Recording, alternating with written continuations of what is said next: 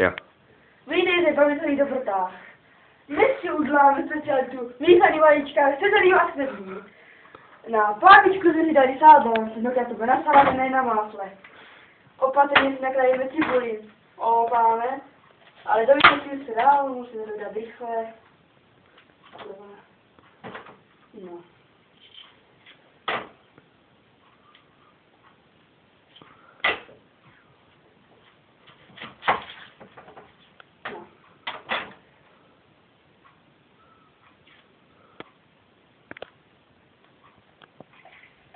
Takže cibuli máme nakrájenou, teda oloupanou, tak si teďka nakrájíme na takové čtverečky.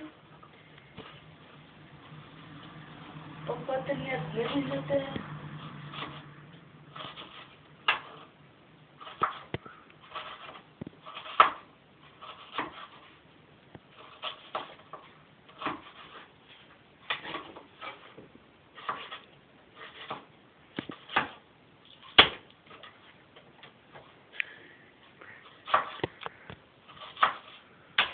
Tak, já tady si většinou krajím takhle.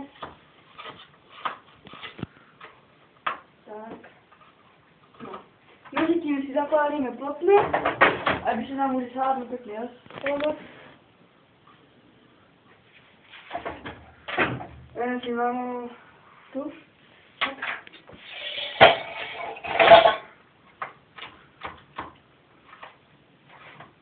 Cibula by taky byla nakrájená. Vezmeme si misku a dáme to do ní. A můžeme krájet další ingredienty.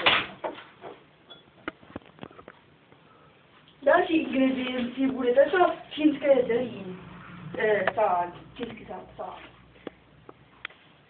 To si tak naloupeme a robíme malý kostičky. No, naše možné. Aby jsme to měli dohromady se zeleninou a tak. Je to specialita čínská. Tak, tady mohu stačit, ještě dáme tu tvrdší kost. Tak.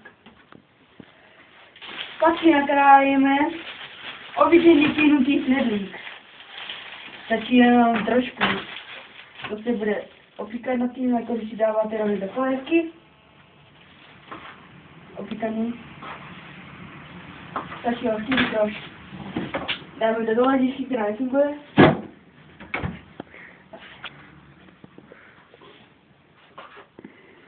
Tak, nakrájeme na čtverečky.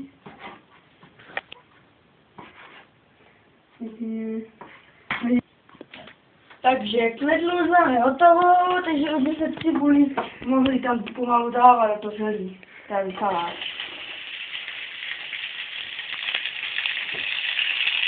Já vám to pomaličku dělá, ale tady jsem dal moc velký kousek, tak to je těžko. No. Nehybím se.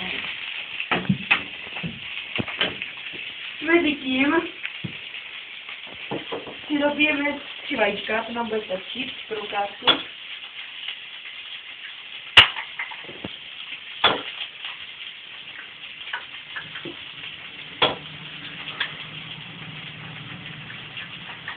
Osolíme trošičku soli. Dáme tam prostě kmínu a to má správnou chuť.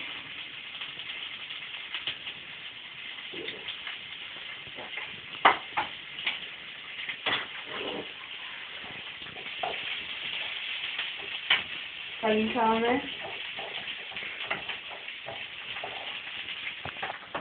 Takže salát čínský a cibule už má správnou vůni, ale ještě to není úplně opráčený, ale mezi tím tam dáme už to, aby to potom, aby si to udělalo zároveň hezký, aby to nečernalo, nevypálilo se.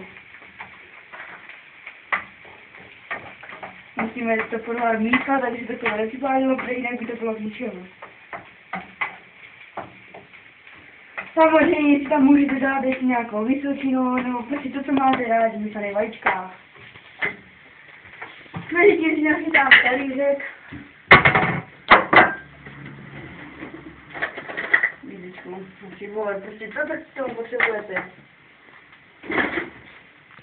Máte to dát s chlebem nebo s rohlíkem, to už je vaše věc.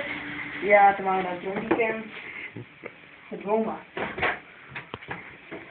Samozřejmě k tomu dobré pizečko. Pak dál.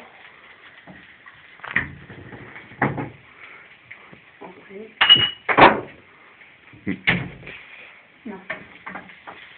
Pomalu se nám to dělá.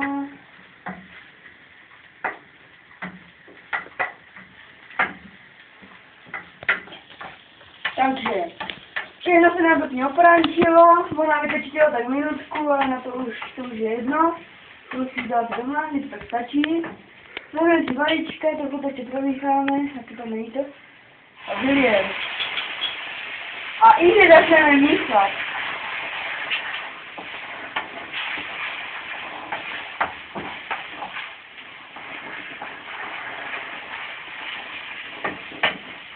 Už to má tu správnou barvu, ne takovou tu bledou na začátku s lavouskama. Trochu to vysvětlíme, ať je to rychlejší. Má tady právě vůni.